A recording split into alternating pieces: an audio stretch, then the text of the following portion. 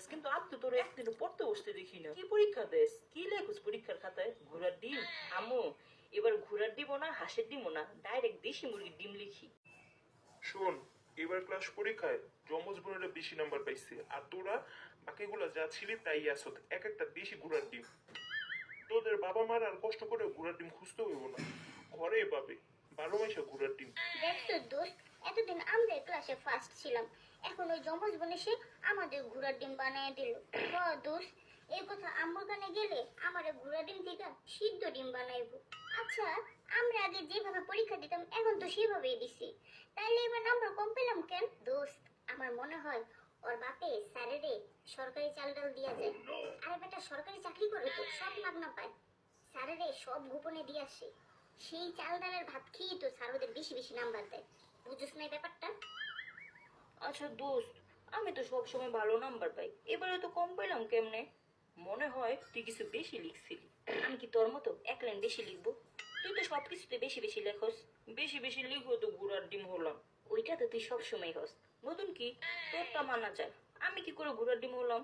ওই যমজ বোনেরা আমাদের থেকে সামনের বেঞ্চটা কেড়ে নিল, এখন পরীক্ষার নাম্বার গুলো কেড়ে নিতেছে। দোস্ত, আমি একটা জিনিস বুঝলাম না, এরা আসার পর থেকে রেগুলার সামনের বেঞ্চটা কেমনে পায়? এরা কি ছুটির পর বাসায় যায় না, নাকি স্কুলে ঘুমায়? আমি তো এখন আর দেরি করে স্কুলে আসি না, আগের চেয়ে 5 মিনিট আগে স্কুলে আসি। তো সেই 5 মিনিটের আগে এরা সামনের বেঞ্চে লুট করে।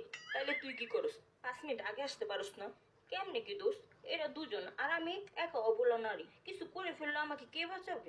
এমনিতে আমার আর কোনো ভাই বোন নাই, আমি এক মার এক মেয়ে, তাই ভয় লাগে যমজ বোনদের সামনে যেতে। তোর তো আরো ভাই বোন আছে, তোর কিছু হলে সমস্যা নাই, তুই যা, তুই একটু আগে আসলেই তো হয়।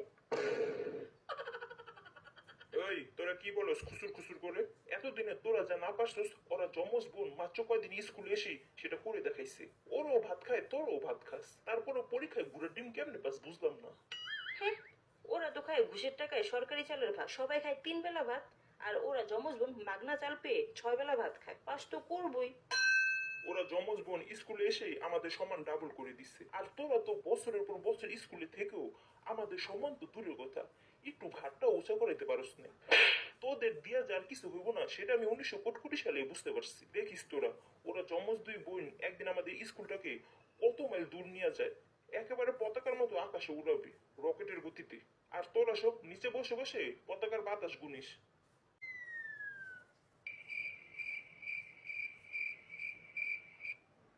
শোন, সামনে তোদের দ্বিতীয় সাময়িক পরীক্ষা, একটাও পড়িস না, সবগুলা ইয়ারফোন কানে দিয়া খাটের নিচে ঘুমায় থাকিস, তাইলে পাশ করবি ভালো ভালো নাম্বার পাইয়া।